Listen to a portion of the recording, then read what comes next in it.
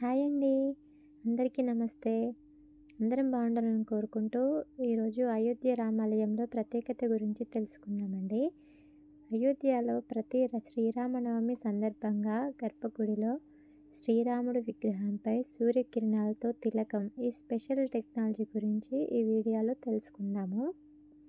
అయోధ్య రామాలయం నిర్మాణం ఎన్నో ప్రత్యేకతలతో నిర్మించారు.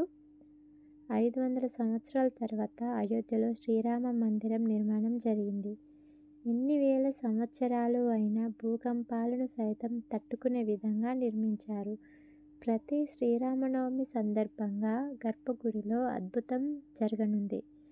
గర్భగుడిలో శ్రీరాముడు విగ్రహంపై సూర్యకిరణాలు పడేలా ప్రత్యేకమైన టెక్నాలజీని ఏర్పాటు చేశారు.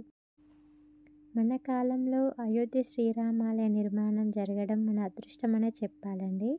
అయోధ్యలో ప్రతి శ్రీరామనవమి రోజు మధ్యాహ్నం సమయంలో ఈ అపురూపమైన సన్నివేశం చోటు చేసుకోనుంది. సూర్యుని కిరణాలను శ్రీరాముని విగ్రహంపై ప్రసరించేలా కటకాలు, అద్దాలు, గొట్టాలు 19 గేర్ బాక్సులు అయోధ్య రామాలయంలో ఏర్పాటు చేశారు. 3వ అంతస్తులో నుంచి సూర్యకిరణాలు గర్భగుడిలో శ్రీరాముని విగ్రహంపై సూర్యకిరణాలు పడేలా ఈ పరికరాలను ఏర్పాటు చేశారు. సూర్య చంద్ర రాశుల తిథులు 19 ఏళ్లకు ఒకసారి కలవడం జరుగుతుంది. అందువలన సూర్యచంద్రుల తిథులు వాటి ఆధారంగా చేసుకుని సూర్యుని గమనంలో వచ్చే మార్పులను ఆధారంగా ఈ కటకాలు, అద్దాలు 19 గేర్ బాక్సులను అమర్చడం జరుగుతుంది. ఈ వీడియో మీకు నచ్చితే నా ఛానల్ని సబ్స్క్రైబ్ చేయండి. And thank you for watching అండి. బాయ్.